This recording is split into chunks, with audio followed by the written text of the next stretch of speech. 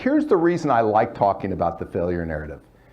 First of all, the one thing that you should, if you have the failure narrative always in your head, it might make you feel better to know you're not the only one. I mean, everyone in this room, to varying degrees, now that would shock you, right?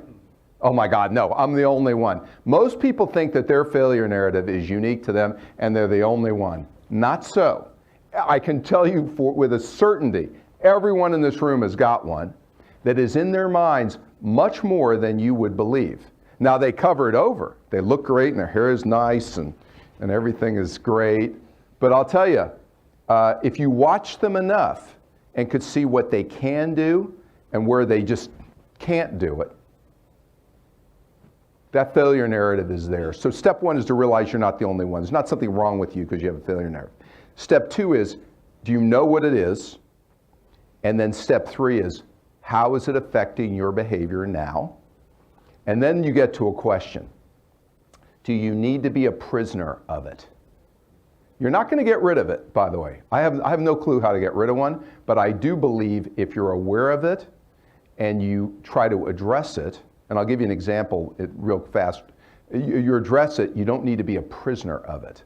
I was petrified, if you can believe this, of speaking. I could speak in front of 300 people at Goldman Sachs, but when I'd get in front of 1,000 people, I tried it with I couldn't do it. I couldn't do it. Not everybody saw me freaking out, but I freaked out. Okay, fine.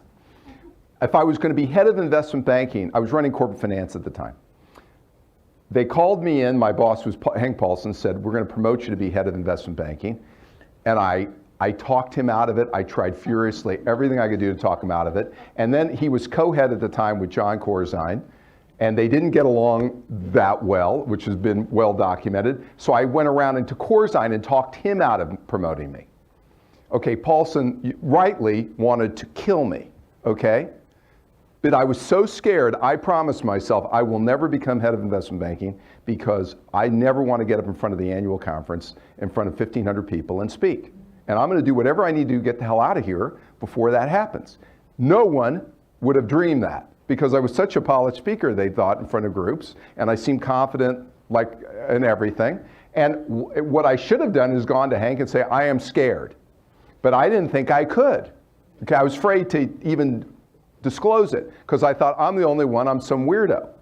And then unfortunately, I had to give, without going to I had to give a eulogy at a funeral for someone in my family in front of a giant group.